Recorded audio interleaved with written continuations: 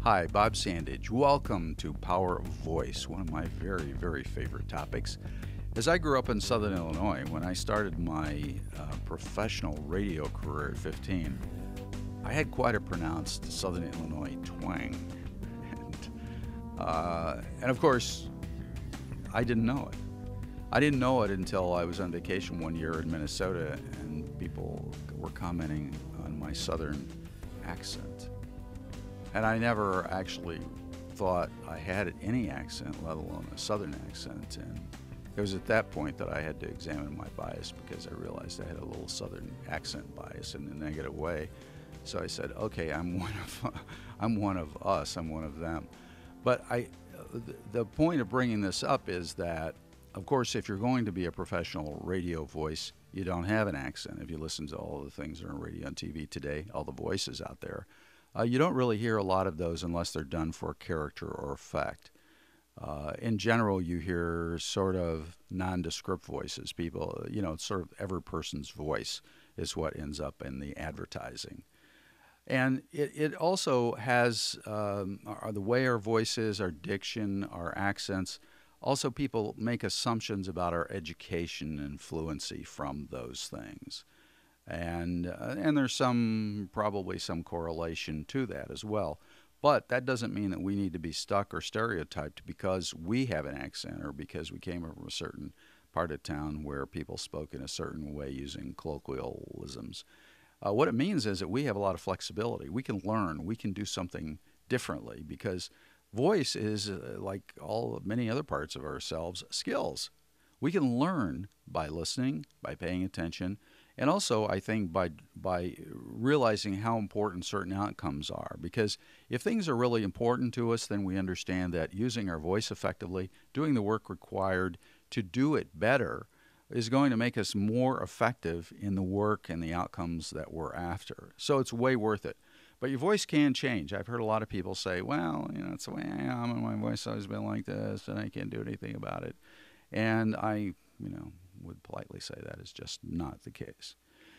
For instance, one of the ways that people change their voice is by changing the quality of their voice. And again, if you're an acting school or singer, you'll go to a voice person who will teach you, first of all, that voice is about physiology. It's about the way you breathe. You have to have air in order to produce sound. And if you're slouched and you're crunched over and so forth, and you're constantly gasping for air, you're not going to have much power in your voice. You're going to be kind of wimped out. So you need to have health for one thing, but you also need to be breathing deeply and being aware of how you are putting that air across your vocal cord. And when it's done unconsciously, people make sounds from different parts of their body. One is your head, and you'll hear a very up here kind of sound from a lot of people. And it's not really a lot of resonance. It's not very deep. It's like there's a little stress going on. Probably some actor you've heard sounds like that, sort of, or a politician maybe. And then you have the other thing that's kind of nasal. People talking through their nose like that. And when you talk nasal like that, you can feel the air coming right up into your nasal cavity, and that's why it sounds that way. Now, you may not even know that you sound that way, but other people are hearing that very clearly. And then you can move your voice down to your throat, and you get a lot more of this, and it's adding some of the resonance that's happening inside of your head because all of this is working to make that sound as rich and full if you are positioning your output properly. You can also move your voice down here, and this is really where you need to be speaking from, is deeper in the midsection, because this is where you can actually feel your voice down here. You can feel the bottom part of that. You can feel the resonance of that, and that's what makes your voice rich and full. And that's really the voice that commands a presence when you come into a room. If you're doing speaking, for instance, and you want to engage the room, you want to bring it from here. Not up here, because it's not going to probably work too much. So these are things that you can play with in your own room in your own time, is to listen to your voice, practice speaking up, down, all over the place, and feeling the difference in your body. And then also deciding which is the voice that really is going to be your kind of signature voice. How do you want to be heard in the world? Because this is an important part of you. If you think about it, you change clothes most days, and people see you in different ways, and you may change a car here or there, and people see you in different ways. A lot of things change in your life, but your voice is the thing that's going with you, came into this world with you, and it's going to go somewhere when you go there too.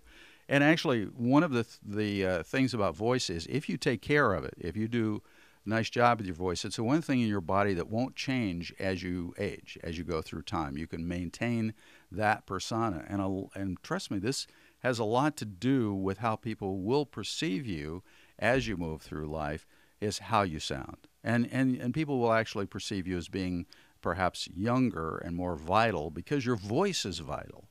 And that's how we get that information about people is not just from eyes, but how they sound. You can hear the energy and the vitality and the passion that comes through someone's voice. That's what you want to maintain. And it has a lot to do with how you're going to be related with in your work and in your peer relationships and even in your family. So the bottom line of this piece is that you can change your voice. It's not hard to do, and it's actually a lot of fun.